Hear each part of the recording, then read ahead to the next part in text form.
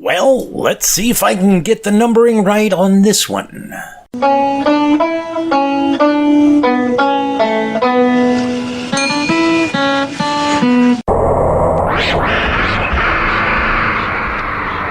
poor! Hey, poor! Hey, poor! You don't have to be poor anymore!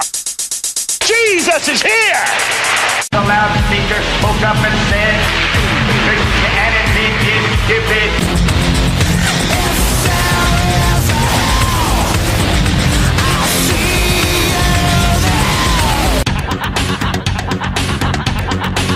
Greetings, fellow worker slaves, podcasting at 128 kilobits from the Fortress of Squalitude, not far from the redneck Mecca. This is the Atheist in the Trailer Park podcast. I'm your host, Tucker. Professor Fuzznuts is curled up asleep on the couch. Ash is curled up asleep on my bed. Yes, it's a podcast hosted by a guy and his cats. Get over it. This is a news show episode where I cover stories in the news that are related to things like atheism, secularism, science, or I find just plain interesting. Next episode will be a few chapters from the Pistis Sophia, which is a Gnostic text discovered in the 18th century. And, well, it's a bit of a rough go. Spoiler alert. For those of you wondering about the weird numbering of my last episode, the reason for that is that my number keys are a bit sticky, and whenever I hit 7, it always adds an 8, and whenever I hit 8, it adds a 7. I thought that I had fixed it before I posted the episode, but obviously not. I tried to suggest to my mother that it might be kind of difficult for me to come home for Christmas, and she got really upset about that. So I dropped the idea. I'll be going home. Ash and Fuzznuts will be staying here while I'm gone. I've got a friend stopping by to feed them while I'm at Mom's house, so they won't starve. I am going to have to clean up the Fortress of Squalitude before then, however. In other news, there is something definitely wrong with Ash's paw, and I've got to get him looked at by the vet soon. I, of course, don't have the money for this, so I've set up a GoFundMe page if people want to help with the costs. I'm hoping that it's just infected and it's not a case of him regrowing a nail, which apparently sometimes happens to cats that have been declawed and requires surgery to correct. That would be really expensive. I'll have a link in the show notes for anyone wishing to contribute. And there's a photo of his paw on the GoFundMe page. I don't have a comparison, but that paw is about twice the size of his other paw, so there's definitely an infection going on there.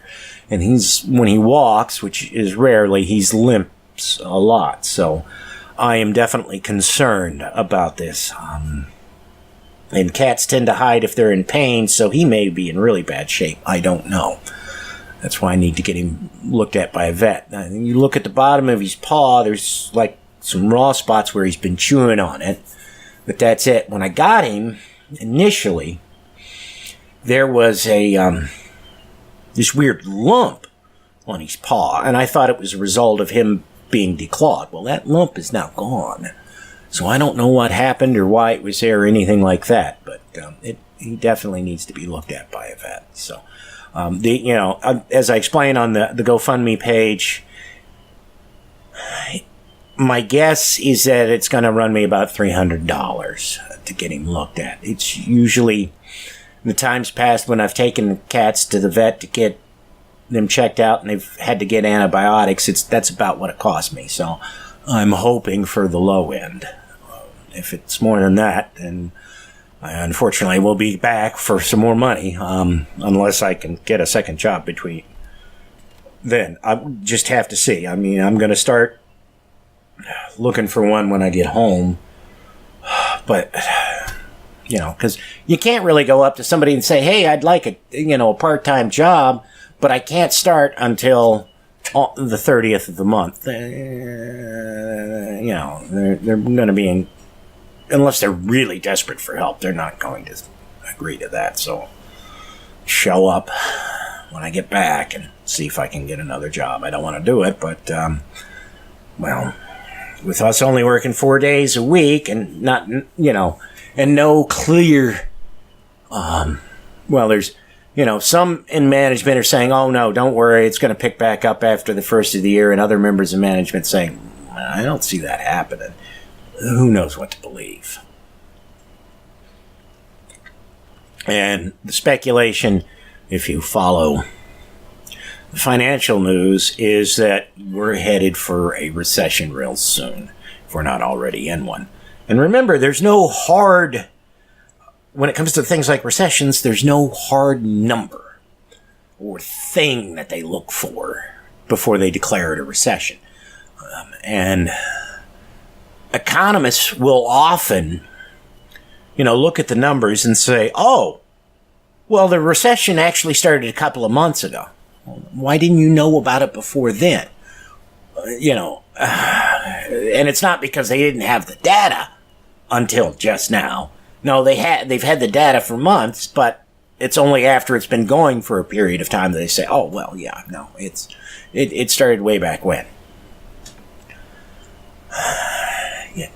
Economics isn't really a science. It's getting that way. I've said it before, I'll say it again.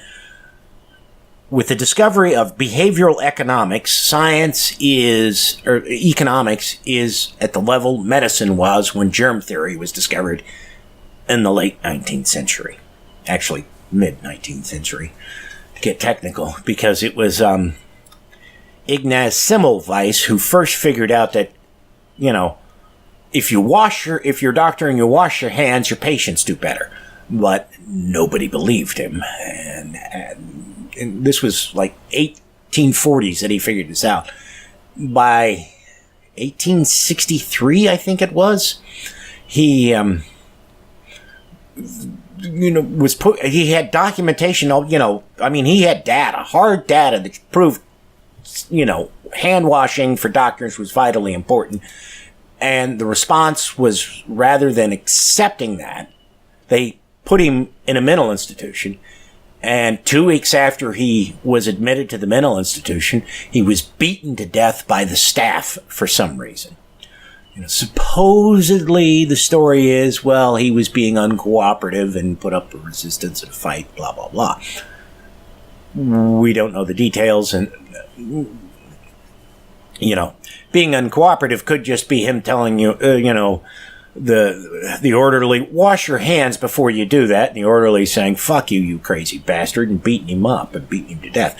And within a month or two of his death, somebody else published in a medical journal the same conclusions he'd come to years before, that, you've got to wash your hands. And they still hadn't figured out what germs were, but they knew that there was something there. And he's largely forgotten to history. So I like to bring him up when I can. But anyways, it isn't all bleak, however. I talked to my landlord the other day and explained to him what's going on with me financially as well as with my family, and he was very understanding and said not to worry about things until after I got back. Mom also told me that if they can ever get my late father's life insurance policy sorted out, she was going to split it equally between us kids. When my parents divorced, the divorce decree stipulated that my mother was to get the money from one of my father's life insurance policies. For some reason, when my father's death was reported to the insurance company, they paid the money out to my stepmother. My eldest brother was supposed to have a friend of his who specializes in sorting such things out to help my stepmother with this, but not too long after we found out about the error, my brother's girlfriend went into the hospital, so I don't know if he ever got around to it. If I ever do see any of the money, and I'm not betting on it, I'll have enough money to not only get a car, but to take care of a few things around here. Just have to see. Again, I'm not betting on it, because, well, I know my mother, who is honest to a fault, would split the money with us. The stepmother,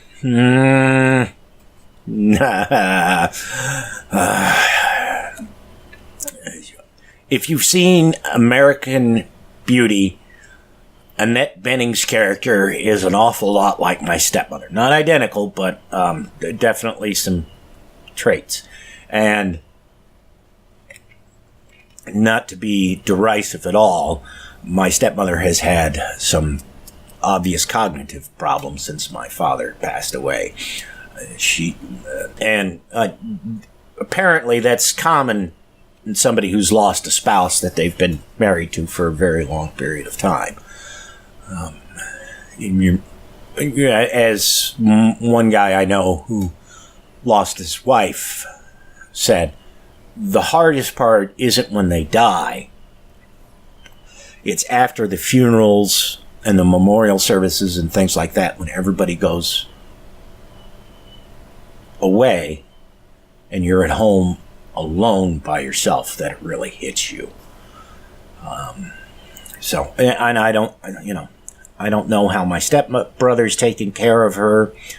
He's 3 hours away, so he can't get here quickly, but he can get here in a short period of time. So if she's having problems, he can stop by. And like I said, I don't know what my eldest brother has been doing with her, if anything, because he's been dealing with his girlfriend being in the hospital since October and then passing away here a couple of weeks ago. So I don't know. I'm not fussing about it because, when I was growing up, I heard all these stories about this or that relative had died and the whole family, the immediate family of that relative was just squabbling and fighting with one another over things, and I'm not going to do it. I am not going to do it. I just don't. I don't have the energy. There's nothing I want so bad that I'm going to poison the well in the family over such things. We've had enough strife and enough tragedy, not just recently, but over the years, that it's not something I have the stomach for in any manner at all. Finally, I was in Waffle House tonight and heard something rather amazing. For those of you who live outside the U.S. and don't know what Waffle House is, it's a chain of all-night diners primarily found in the southern U.S. They're pretty seedy places, and the clientele is generally just as seedy as the help. I was taken aback, however, by what the wait staff was saying. They were not merely pro-vaccine, but they also understood why the anti-vaxxers were full of shit. One of them stated rather proudly that she was refusing to have anything to do with her cousin who didn't vaccinate her kids. These were folks all in their early 20s who probably didn't get any formal education after graduating high school. It made my fucking night to hear them say this. And a final tidbit here. I recently found out, as in the other day, that the activist center, which trained, amongst others, Rosa Parks, is in Tennessee. And they're still giving courses and things like that. I have passed this information along to a bunch of other people who actually have fucking cars, but I'm hoping that what we will be able to do is get groups together of people to go up there and get training so that we can do things. We can, use what they have to see, so we can get this state blue and do other things like that. I will keep you posted on what I find out. Apparently the website is frequently, for the organization, is frequently DDoSed. I will have a link to it in the show notes, so you can try and see if it's up when you hear this. But yeah, I mean, obviously, if they've trained Rosa Parks and many others, then they know some shit. And the more people who know the kind of shit that they do, the better off we all are. I would really like to see, this kind of training be standard curriculum in high schools. I've gotten a bit of an eye-opening experience here lately. We've had a couple of people at work who were brought in as temps, and they're all late teens. They're all 18, 19, somewhere around there. And, when we're sitting there on break, I've been talking to them, and I tell them, I said, you go full time, you join the fucking union. And they're all like, what's a union? That should be something everybody knows about it. But it's apparently not being taught. And this is, I've heard it a few times, so from people not just here but elsewhere. So obviously people aren't being taught what unions are and how they protect the rights of workers. Now, let's get to the news. Have I helped your unbelief? Oh, yes. Yes, I believe. I believe in death. I believe in disease. I believe in injustice and inhumanity and torture and anger and hate. I believe in murder. I believe in pain. I believe in cruelty and infidelity. I believe in slime and stink and in every crawling, putrid thing, every possible ugliness and corruption, you son of a bitch! I believe!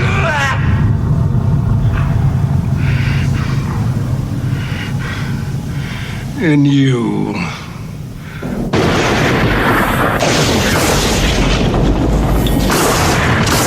From nationalpost.com, a Vatican Supremo was just convicted of sex abuse in Melbourne, but Australian media can't report it. The third highest ranked member of the Vatican, Cardinal Pell, has been convicted in Australia of sexually molesting 2 choir boys in the 1990s. However, media in that country can't report on the case owing to a court-ordered gag. The order was meant to ensure impartiality during the Cardinal's Melbourne trial, but has been slammed in Australia as censorship. Thursday's Herald Sun, a paper in Melbourne in the state of Victoria, had on its front page in large type, "Censored," and below it, "The world is reading a very important story that is relevant to Victorians. The Herald Sun is prevented from publishing details of this significant news, but trust us, it is a story you deserve to read." Pell was accused of abusing the boys at Melbourne's St. Patrick's Cathedral in 1996. At that time, he was Archbishop of Melbourne. When the case first went to trial, the Daily Beast reports that prosecutors requested the order to prevent a real and substantial risk of prejudice to the proper administration of justice. After Pell's first trial in June was declared a mistrial, a jury in his second trial returned a unanimous verdict in Melbourne on Tuesday. However, the suppression order remained in place, and it has ensured the Australian public has been kept in the dark about Pell's crimes, at least until they look on the internet. And I don't know what to think about this. Censorship is bad, of course, but so is not getting a fair trial. I know that it's easy to believe that you can be objective and not allow something like a prior conviction to prejudice you, but the truth is that it actually can. Lawyers know this and have strategies to try and mitigate its effect, but who knows how successful those are. Not knowing how the Australian court system works, other than since it's derived from English common law like our own, I'm sure that there's some similarities. I know that in the States, if a key witness is a former criminal, the lawyers for the side he represents will not, if they're smart, hesitate to bring this fact up, even if it's not relevant to the case. They know that if they put it out before the jury with a positive spin on it, before the opposing side can bring it up, the jury is less likely to say that they were influenced by the witness's past. If the opposing side is able to bring it up first, then it casts a shadow over the testimony of that witness, regardless if it is relevant to the crime, or, the trial at hand. I can remember hearing an interview with a civil rights activist working in Los Angeles talking about how they had to rethink their strategy of what cases they select after a person came to them seeking help. The group the activists worked for had a policy that they would only help those who had a clean arrest record prior to the incident that inspired them to come to the group. The reason for this was because it made it easier for them to win cases. If they could point out that the person had no prior arrests, it made the prosecution's claim that the person was a hardened criminal impossible to believe. This is how Martin Luther King got the Birmingham Law, which said blacks had to give up their seats to white people on the bus, ruled unconstitutional. Rosa Parks wasn't the first person arrested for doing this. She just happened to be the person who had both a clean arrest record and was free from personal scandal. One of the people who'd been arrested for the same violation of the law, really can't call it a crime, not too long before Rosa Parks, was an unmarried pregnant 16-year-old. King and the NAACP knew that the fact that the girl was an unwed teenage mother could potentially so prejudice any jury that they wouldn't be able to get the law thrown out, and they didn't want to risk running her before the courts and having a ruling which affirmed the law. It would make it that much harder to get it tossed out in a subsequent case. So they agreed that Rosa, who worked for a local chapter of the NAACP, would get herself arrested by refusing to give up her seat, and then the NAACP would spring into action. You know the rest. Anyway, what changed the minds of the folks running the group in LA was after they rejected a person's case because he had a prior arrest record and explained to him that they only took cases for people who had a clean arrest record. His response was that they'd never be able to help anyone in his area. Then, because there were a group of corrupt cops who had basically arrested everyone on trumped-up charges, and people would opt for pleading guilty so that they could be back on the street and working faster than if they tried to fight the charges. Just another example of the fucked up legal system in the U.S. If you're poor, you're better off pleading guilty to something that you didn't do because you'll be released faster, thus be less likely to lose your job, your home, whatever, than if you plead not guilty and try to fight it. I don't remember the name of the group, nor can I think of any search term specific enough to bring up their name to see what kind of progress they've made, since they decided that a clean arrest record wasn't necessary to get help. All I can remember is that I heard the interview on NPR. Now, to get back to the issue of prejudicing a jury and the lack of objectivity, lawyers can have a tough time finding suitable jurors for a case that's been widely publicized, even if people don't know much about the case. I'll have a link in the show notes to a magazine article which has transcripts of the jury selection process for Pharma Bro Martin Scarelli.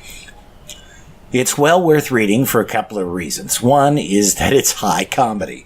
For example, one of the potential jurors was asked what they thought about Scarelli, and their response was, "Is he stupid or greedy? I can't understand."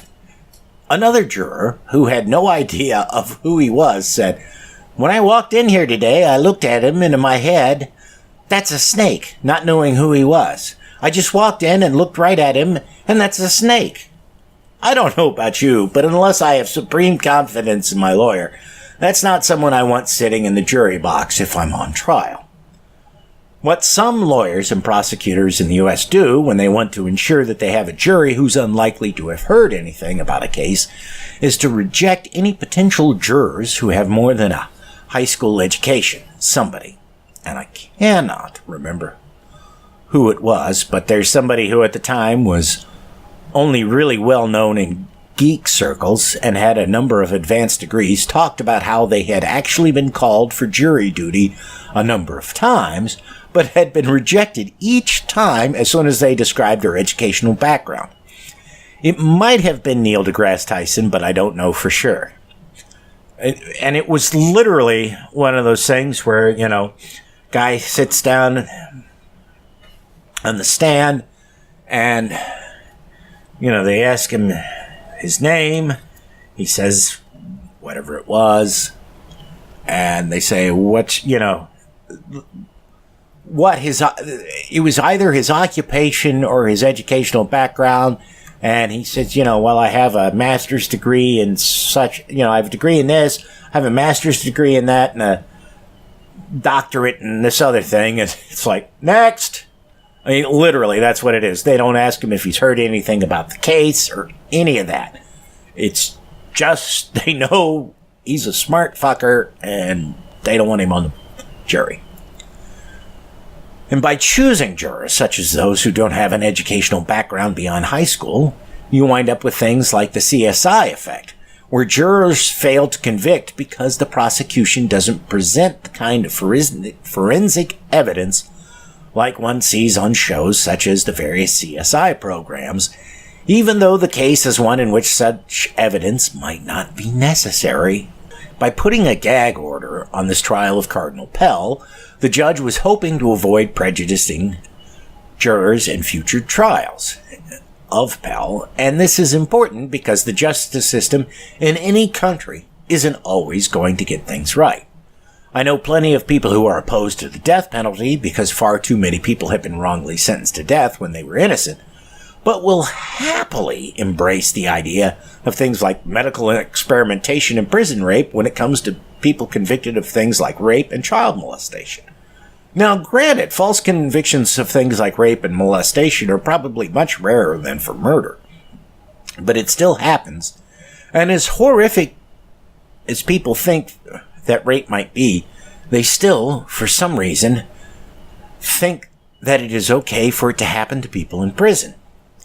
Yet if you were to suggest that any of the people closely connected to Trump, or even Trump himself, should be raped, these same people would rightly call you out for it, even though Trump is responsible for more people harmed than just about anyone in a U.S. prison. And, at the same time, the people have a right to know that a high church official has been convicted of some very serious crimes and faces more charges on similar crimes. There has to be a balancing act, and I'm not sure where the line is in such cases. I also have to wonder if this was a case involving a business leader, government official, or celebrity, would the same gag order have been issued? I don't know enough about the Aussie legal system to form an opinion, but I wouldn't be surprised if Pell was granted special privilege due to him being part of the church. Do you know what history is, mate? It's layers.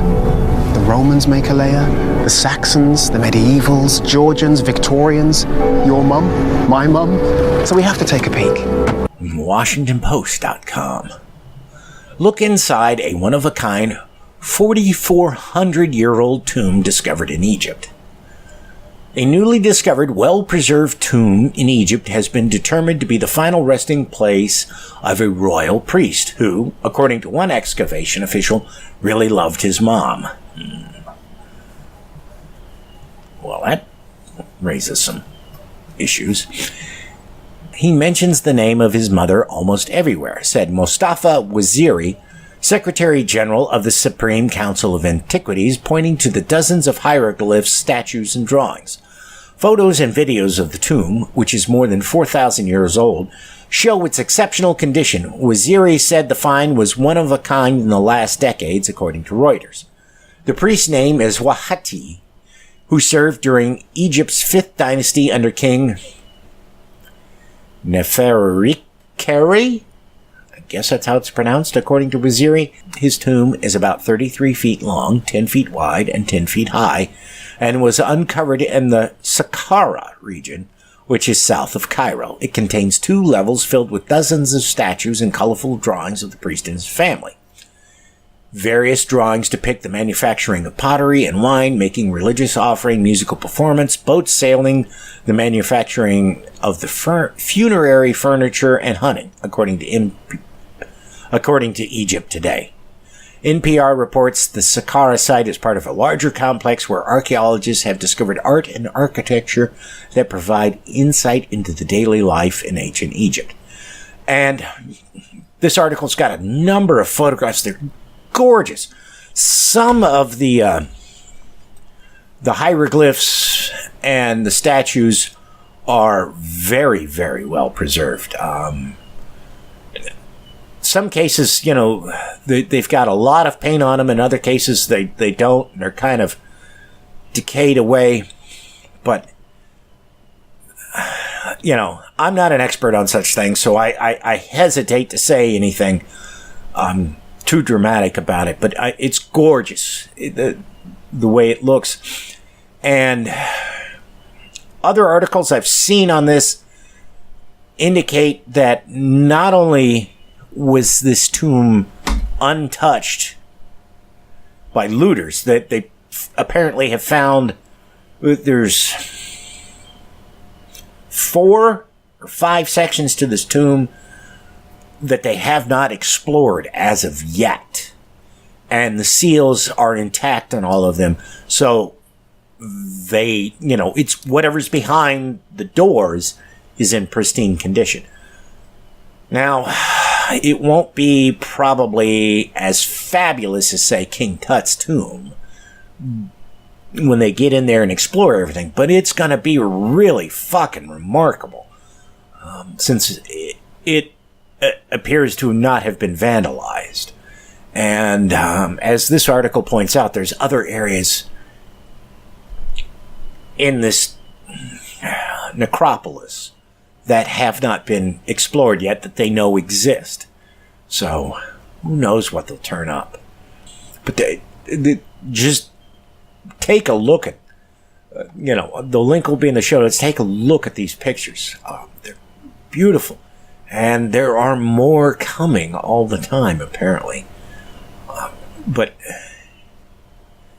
damn, I'm at a loss for words because just how remarkable it is. Maybe it's a little early. Maybe the time is not quite yet. But those other worlds, promising untold opportunities, beckon.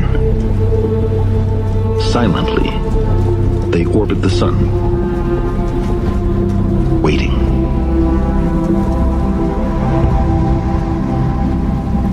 From SciNews.com.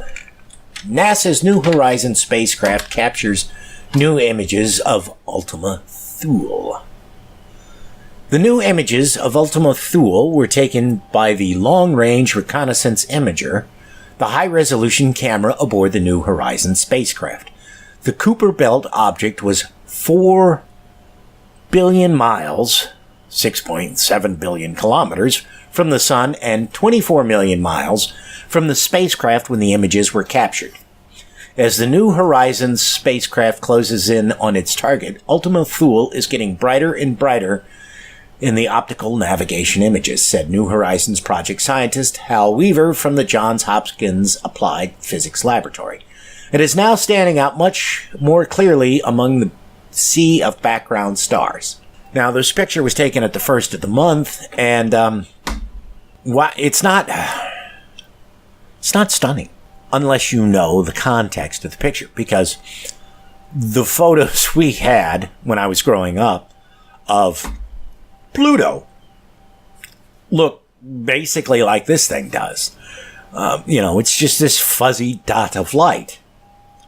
But when you realize that this picture is being taken of an object that's beyond Pluto by a camera that is beyond Pluto, well, that's pretty fucking remarkable. And it's better than what we can get from Earth, apparently. So, from Earth, we know that it's a dot of light and that it moves across the sky at a certain rate. From this photo from New Horizons, it's a bigger dot of light. We still haven't figured out if it is one object or two objects. It's so small and fuzzy in the picture that you can't tell. But again, this photo was taken at the beginning of the month. Like December 2nd is when the photo was taken. No, I'm sorry. I take that back. Reading the fine print below the photograph, it was taken November 30th. And New Horizons is moving at roughly 4,000 miles an hour. It's faster than that, but whatever. So by now it's gotten bigger, and New Year's Day, I think. Let me double check this. Yeah, it's shortly before 1 a.m. Eastern Time that it will make a closer pass to Ultima Thule than it did to Pluto. And of course, then it'll be days, weeks, and months before we get the full slate of data back from the probe, because communication times are so slow and so primitive. And I hate to call it primitive because, you know, the fucker is 6-7 light hours from Earth and it's sending shit back. And it was built, you know, in the early 2000s. So, you know, dial-up speeds is probably what it's transmitting the data back at. But, you know, compared to what we could get, you know, sending a picture from here to somewhere else on the Earth, it is really primitive and slow. But that has to do with all kinds of technological issues that I'm not going to get into. But still, I am waiting for this. I wonder, I'm going to check on it. Hang on. Yep, they have a countdown clock. The guy was on Facebook group I'm in, and I just, it's hysterical, and it's stuck with me.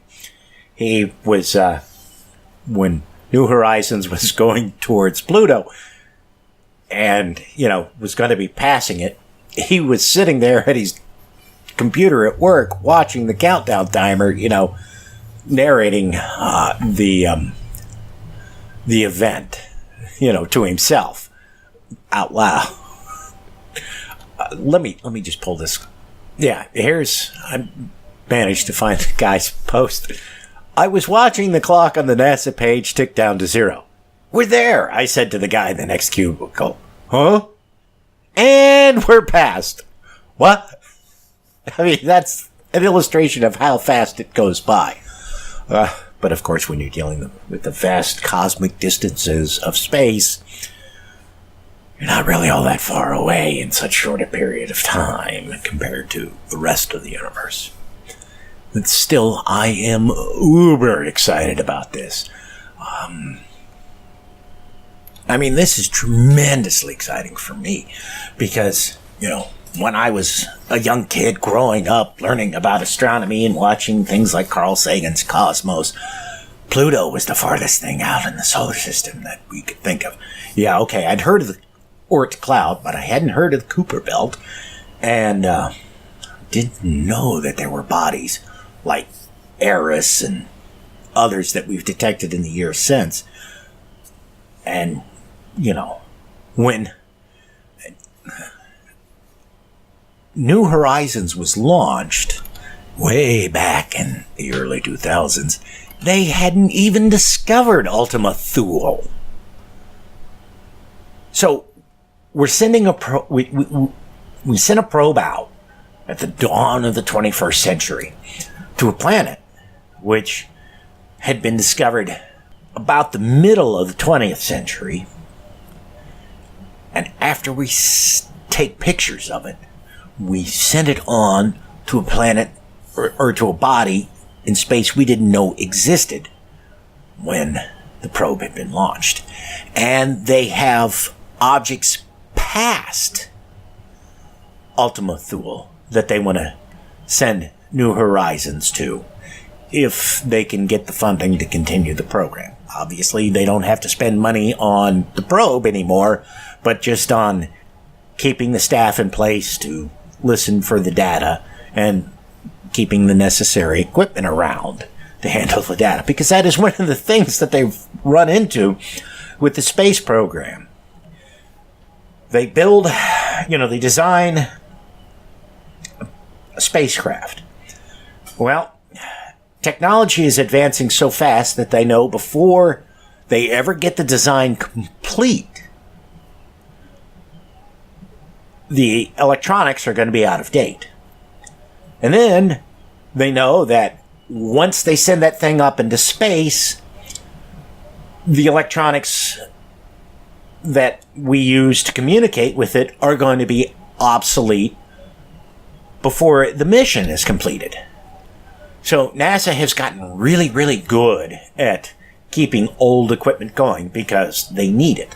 And I don't know if they do emulators for certain things, but I know that they have, they have various eBay accounts under pseudonyms. They don't say this is a NASA eBay account. They have some kind of pseudonym that they go through and they buy all this old computer equipment off eBay because they need it to be able to keep dealing with these missions that are out there. And this problem is only going to continue to get worse now that I think about it because of Moore's Law, you know. It says processing power doubles every 18 months, and we're getting to the point now that, sooner or later, and probably within the next decade, we're going to have a computer chip that has as much computing power as the human brain. And then 18 months later, it will double, and that'll be even more powerful.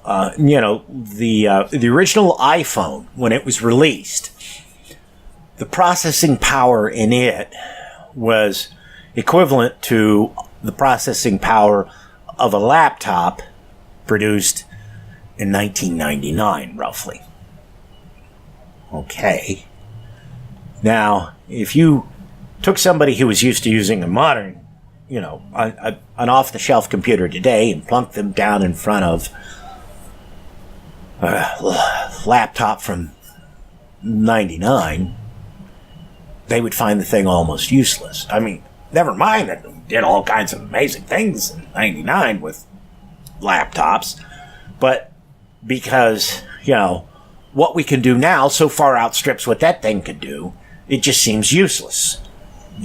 And I mean, some of it is easily correctable. I mean, part of the problem with a laptop from 99 is most of the software hasn't been updated, so for example, even if all you ever used your computer for was things like web browsing, listening to music, etc., you'd have a hard time finding the software necessary to allow you to be able to do things like surf the web. The web browser wouldn't be able to handle the encryption associated with a lot of websites these days.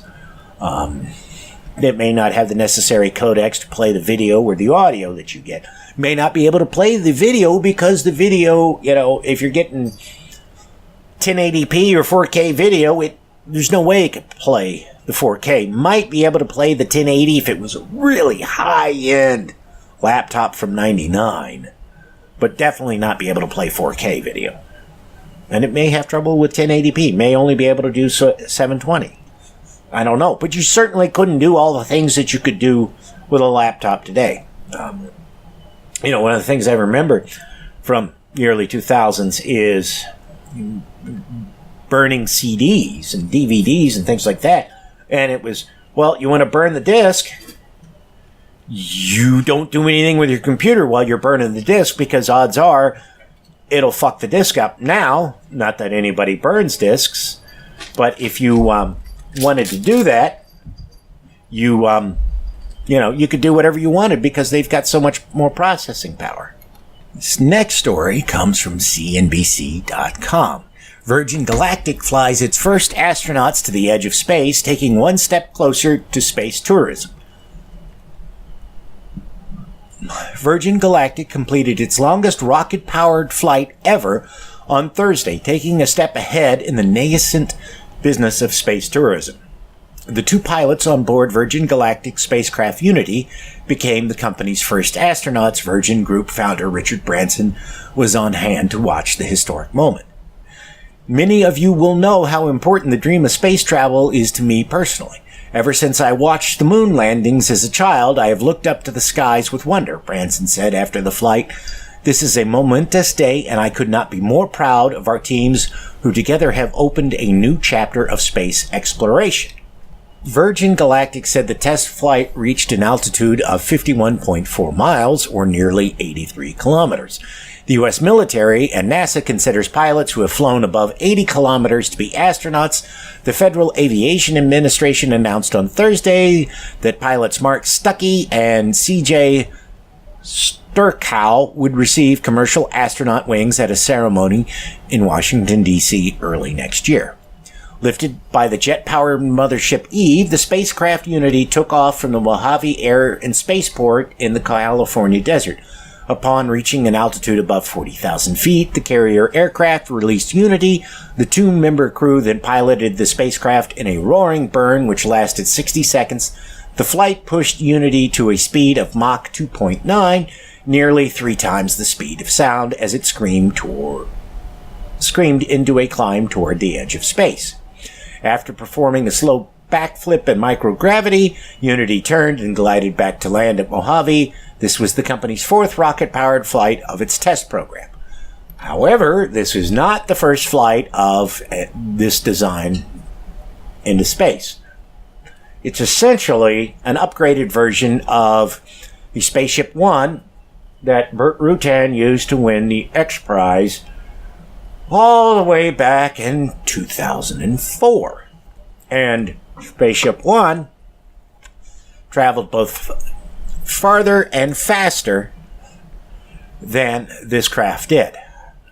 And as I said in the last news episode, I'm kind of surprised. I'll be surprised if they manage to get the first civilian flight with passengers up before the end of the year. I know that's what why am I blanking on his motherfucking name? I just saw it. Richard Branson is talking about doing, but I think he's actually shifted that. Let me pull this up and give it a check, because I think he said after the last episode, yeah, it'll be 6 months or something like that. Yeah, okay. I'm pulling it up now. Oh, and I'm not watching it. It's a video. But it appears he's pushed the date back a little farther. He was supposed to do it before the end of the year, but like I said, they needed 2 test flights, maybe 3 before they could take passengers up, and I said, I just don't see how they're going to be able to do it before the end of the year. They may get 1 or 2 in, but I don't see them doing the necessary number to take passengers up before the end of the year. We'll find out. He's got... The real question is how long can they turn this thing around? Will it take them a bunch of time to turn the craft around? The other possibility, and I don't know if this is true or not, they may have, I believe they have more than one spacecraft like the Unity, and it may be that they put up Unity, it worked okay, so while they're re-examining it to learn what they can, they have this other craft which they haven't flown to the edge of space yet that they can put up and do it that way, and then they're hoping by the time they need to do the 3rd flight, they have that first craft, they have Unity checked out and ready to go again. I don't know. We'll find out. But one hopes that they manage to pull this shit off, because they have said that they believe once they're able to do routine commercial flights, it will not be long before they can drop the cost of a flight down to like $5,000, which is pricey, but in theory I could actually afford that. It would all just depend on when it happened, how old I am, what kind of shape I'm in, and things like that. Again, we'll see. There's been a lot of promises from Branson on this, and not a lot of progress until recently. So we'll see what happens. I've said it before, and I'll say it again. Democracy simply doesn't work. from Politico.com. And this is one of the really big stories that we're going to be talking about in this episode. Reporters shooed away as mystery Mueller subpoena fight rages on. Special counsel Robert Mueller appeared to be locked in a subpoena battle with a recalcitrant witness Friday in a sealed federal appeals courtroom. The latest development in a mystery case that has piqued the curiosity of Mueller obsessives and scoop-hungry journalists. Oral arguments in the highly secretive fight played out behind closed doors under tight security. Officials at the U.S. courthouse in Washington, D.C.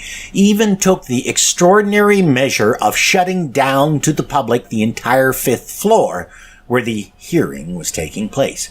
More than a dozen reporters who had been staked out in the hallway adjacent to the courtroom in the hopes of eyeballing attorneys for Mueller or the mystery appellant's lawyers were kicked off the floor and lost their best chance to spot anyone involved in the months-long legal dispute as they were entering or exiting the chambers.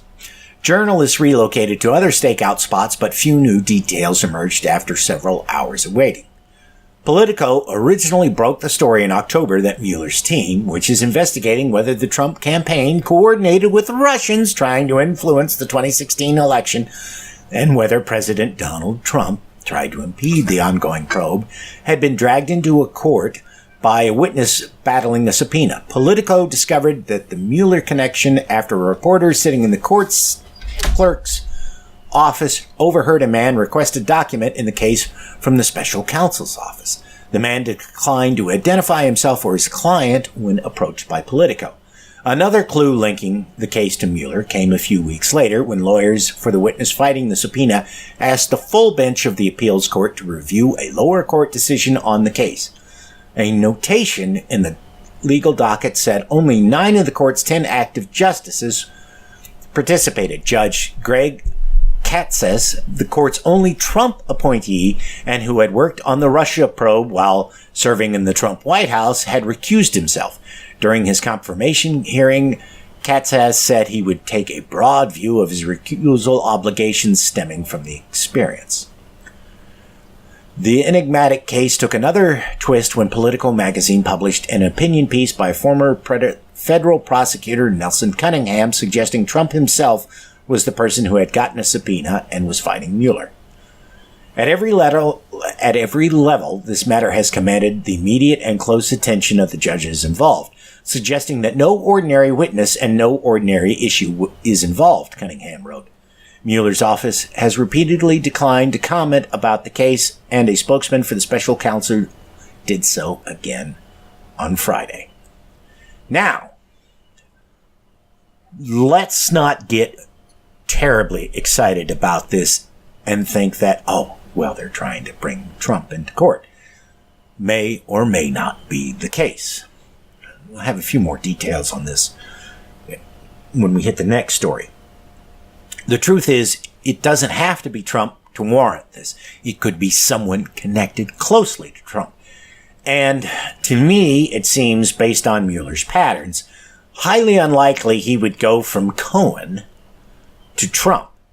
Mueller seems like the kind of guy, based on everything I've heard in the media, to encircle somebody like Trump and nail everyone around him before going to Trump. So, the person fighting the subpoena could be somebody in Trump's cabinet, one of Trump's kids, Mike Pence, or Trump himself. We don't know.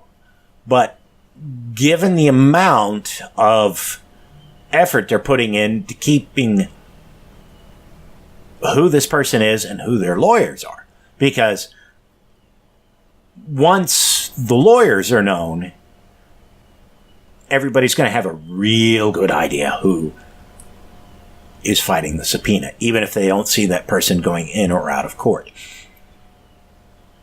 So Mueller's narrowing, he's getting close. Question is, how close and whom is he trying to subpoena?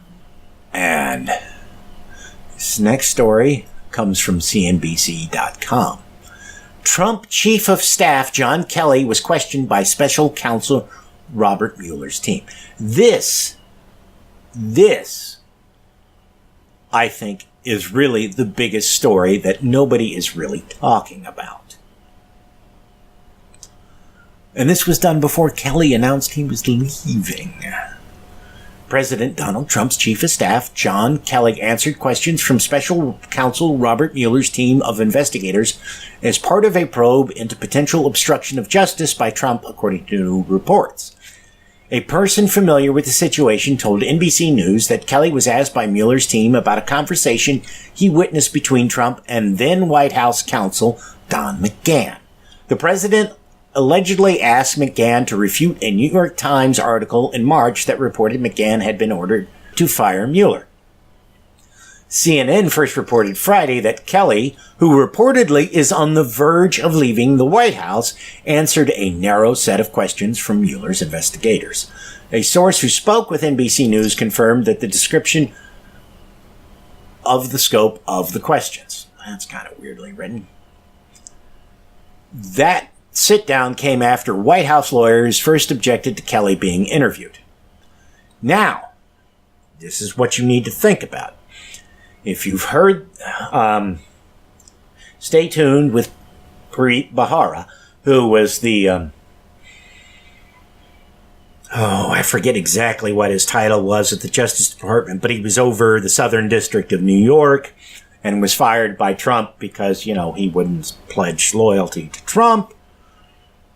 He says, a prosecutor does not ask a witness a question which they don't already know the answer to.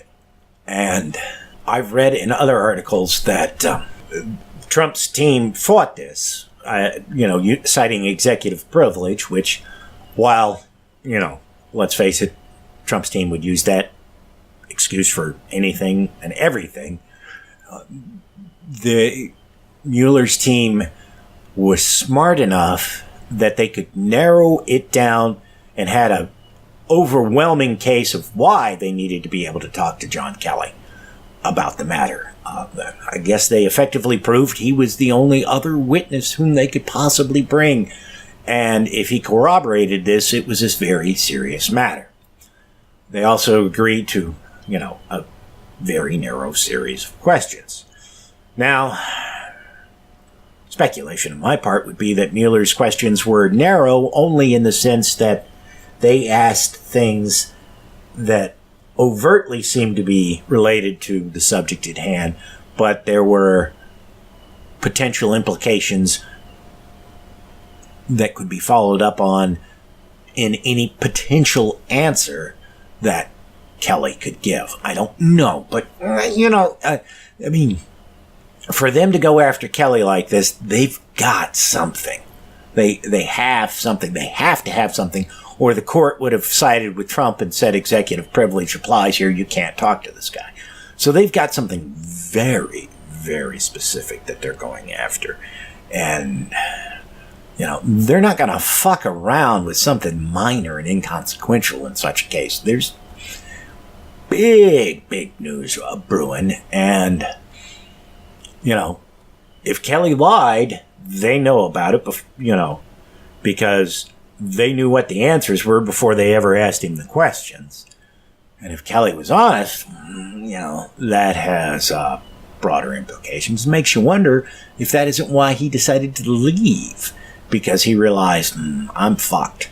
If I get out of here, I might be able to save myself, but if I stay, then I'm just going down with the ship, and I'm not about to do it. None of these assholes are worth it. And remember, the media has been reporting that Kelly has just basically been phoning it in as far as his job goes since at least October. He's realized that, it's an untenable situation because of the kind of person Trump is, who, has the attention span of a gnat and has no interest in learning anything. So we will see. But this really needs to be paid attention to, I think, because you don't go after the chief of staff lightly. And Mueller is not the kind of guy just to go on fishing expeditions unless he suspects something. Finally, This comes from the WashingtonTimes.com. And I bring this up because the Washington Times is a right-wing conservative newspaper owned by the Moonies. So these are not folks who are inclined to have a liberal bias. Listen to the headline. Obamacare ruling poses new problems for GOP. A federal judge's ruling that the Obama health law is unconstitutional has landed like a stink bomb among Republicans, who've seen the politics of healthcare flip as Americans increasingly value the overhaul's core parts, including protections for pre-existing medical conditions and Medicaid for more low-income people. While the decision by the Republican-appointed judge in Texas was sweeping, it has little immediate practical impact because of the Affordable Care Act remains in place while the legal battle continues, possibly to the Supreme Court. And to skip down a little bit, but Republicans still stinging from their loss of the House in the midterm elections are facing fresh political quandary after U.S. Judge Reed O'Connor said the entire 2010 health law was invalid. Warnings about the Texas lawsuit were part of the political narrative behind Democrats' electoral gains. Healthcare was the top issue for about 1/4 of the voters in the November election, ahead of immigration and jobs and the economy, according to VoteCast, a nationwide survey for the Associated Press. Those most concerned with healthcare supported Democrats overwhelmingly. And let me read one more tasty little tidbit from this article. Economist Gail Walensky, who oversaw the Medicare program for President George H.W. Bush, said the state attorneys general from GOP strongholds who filed the lawsuit really weren't very considerate of their fellow Republicans. The fact that they could cause their fellow Republicans harm did not seem to bother them, said Lewinsky, a critic of President Barack Obama's signature domestic achievement. The people who raised it are a bunch of guys who don't have serious election issues, mostly from states where saber-rattling against the ACA is fine, she added. How many elections do you have to get battered before you find another issue?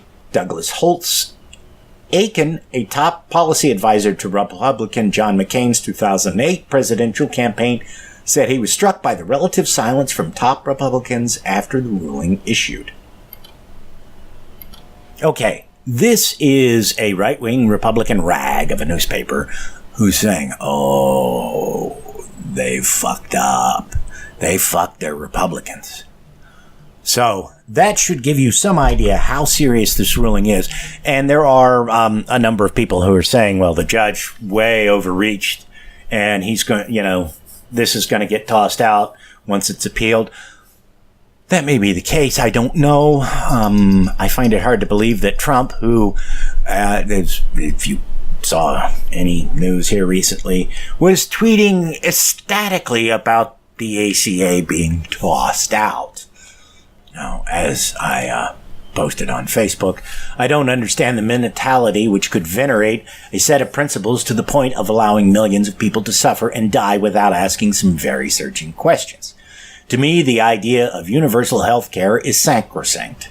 It defines exactly why we have this thing called society at all, and no cultural artifact, be it political, religious, symbolic, whatever, can come before that. No flag, no constitution, no holy book, nothing which takes moral responsibility off of a society or the individuals which it consists of. If the basis of any society is to place one person's material wishes before another's life, then that basis is flawed, regardless of how much significance people imbue it with, or what symbols they hold up to lend legitimacy to their greed.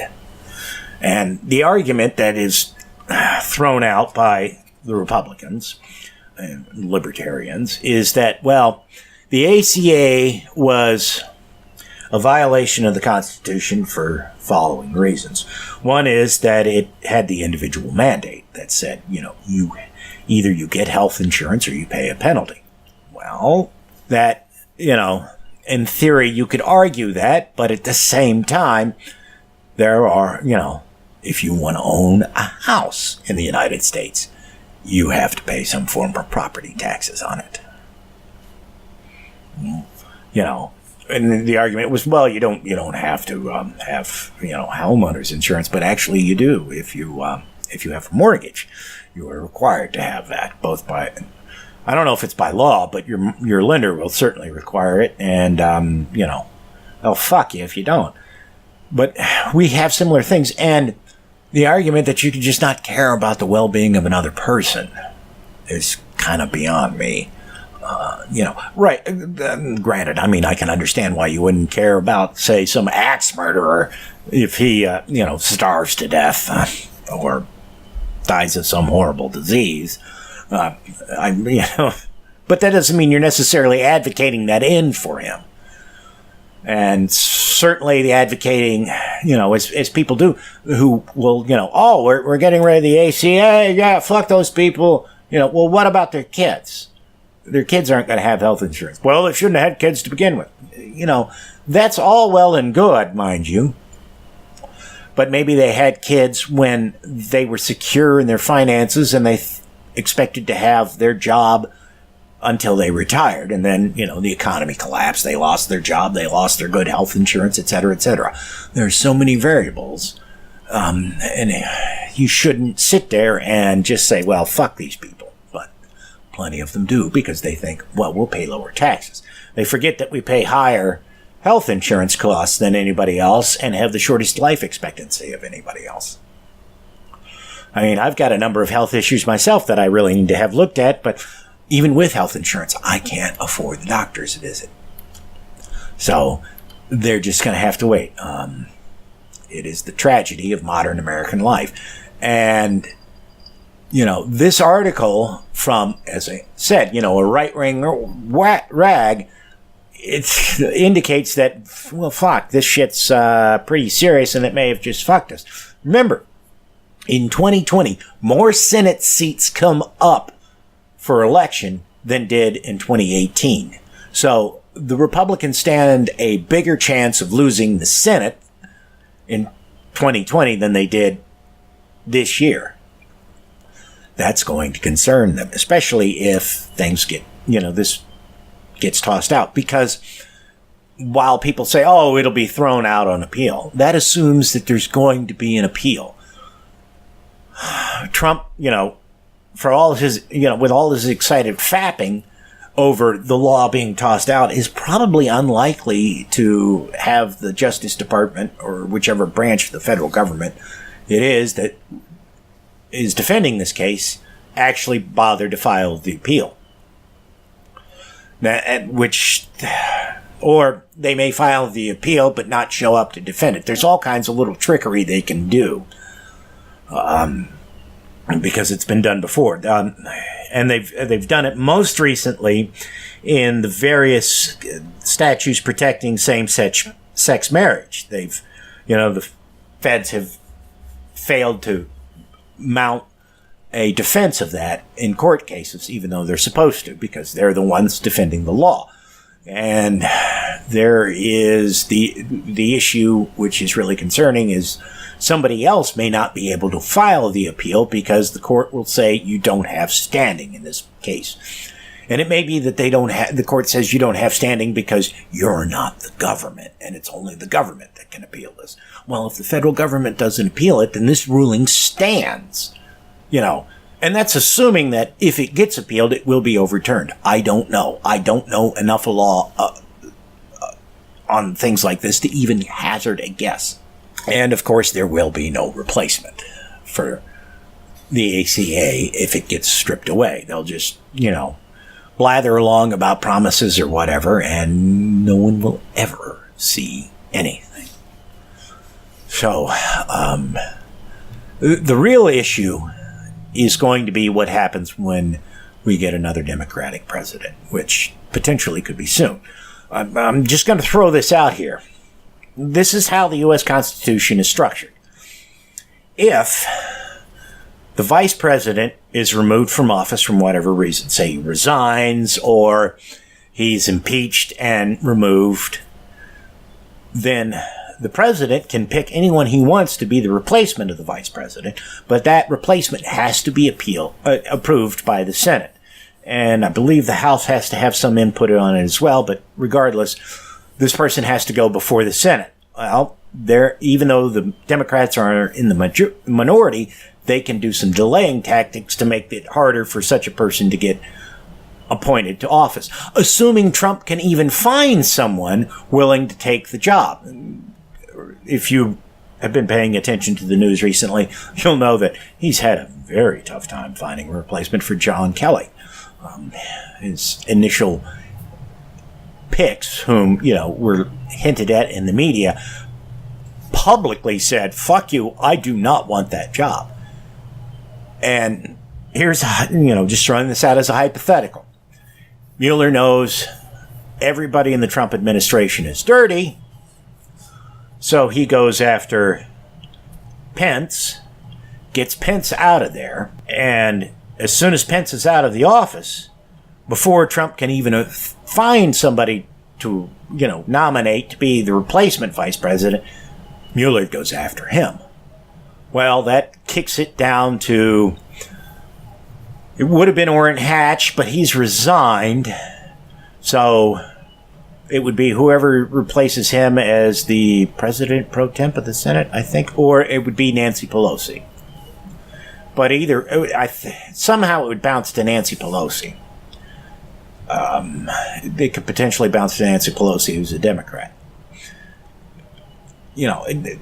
Once we get a Democrat in office at the White House, whether it be because, Mueller is playing fourth dimensional chess and wipes out a bunch of the Republicans who would be intermediate to Pelosi, or if in 2020 whoever's president gets tossed out and replaced by a Democrat, they've got a lot of shit to deal with.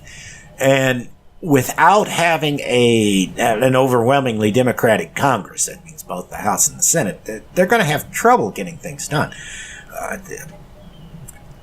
If you recall, there were when Obama was elected to his first term, there were all these people who were upset because he didn't get accomplished in his first 100 days as much as FDR did.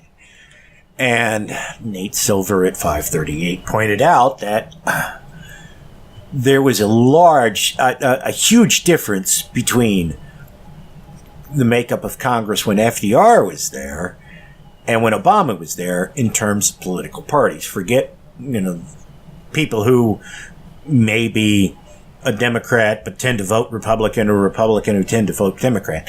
When FDR took the White House, Congress at that time was 70% Democratic, so he could get almost anything he wanted through Congress with no trouble. Obama had a very, very slim majority Democratic Congress. So even if he got all the Democrats to vote on a thing, he still would have trouble getting it through Congress. And he could not be certain that he could get every Democrat on board. So somebody who replaces Trump and is a Democrat is going to have the same issue unless we have a majority Democratic Congress. And while every state elects a representative to the House in 2020, not every state elects a representative, elects a senator in 2020. So what we have to do in 2020 is ensure that every Senate seat that's up goes to a Democrat. You do that, and then whoever the Democratic president is, they have a really good shot of getting things done. Assuming the Democrats don't do as they are so often want to do and snatch defeat from the jaws of victory, and we end up with, Trump winning again, or, heaven forbid, Pence, because, unlike Trump, Pence knows what the fuck he's doing to some extent and could actually get things accomplished, which would be awful. All right, we're a bit over time. I hope you like the deeper dive onto the stories that I'm doing now instead of covering a bunch more stories. Probably continue. Next week's episode, as I said, will be the Pistis Sophia. Skullbeard and I have already recorded it. It's interesting. That's about all I can say for it. We debated about whether or not to read the introduction and the prologue to the text, but ultimately opted against it. I will summarize that because some of it is interesting and informative, but a lot of it is just, well, the text was discovered in 1788, and then it was bought by this museum, and the translator was this guy and he felt that it shouldn't be translated this way, and, it's pointless bullshit that really is only interested to somebody who's an academic with a very narrow focus on the topic. But it is the reason I picked it over the Dead Sea Scrolls or the Nag Hammadi Library is it's the oldest, it's the only Gnostic text we've known about for a long period of time, from say the 5th century CE to when this was discovered in the late 1700s. We essentially had no complete Gnostic text at all. We had fragments that were quoted in works by Christian writers who were critical of the Gnostic text, but we didn't have any complete or nearly complete works themselves. This is the first that was found, and then after that it came either the Dead Sea Scrolls or the Nag Hammadi Library. I don't know. But anyways, when we get done with the Pistis Sophia, we'll go to whichever of the texts, either the Dead Sea Scrolls or the Gnostic or the Nag Hammadi Library that were discovered first. So, but that's a few years off. Well, not a few years off. It's a little ways off before we get to it. But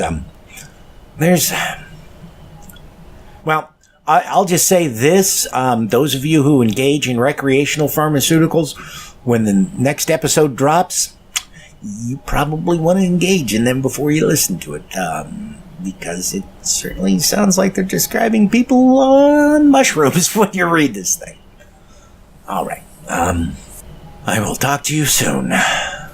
That's it for this episode of The Atheist in the Trailer Park Podcast. You can subscribe to the show on iTunes, Stitcher, as well as just about anywhere else podcasts can be found. Many of the episodes are also on YouTube. Follow the show on Twitter. @TParkAtheist is the show's Twitter handle. It's on Facebook at facebook.com/trailerparkatheist.com. If you happen to like the podcast, please rate it on iTunes. If you'd like to support the podcast, there's a donate button on the show notes page. You can support it via Patreon at patreon.com/TNTucker. Thanks for listening. Say goodnight, Fuzz-Nuts. All I know is this violates every canon of respectable broadcasting. Damned cat.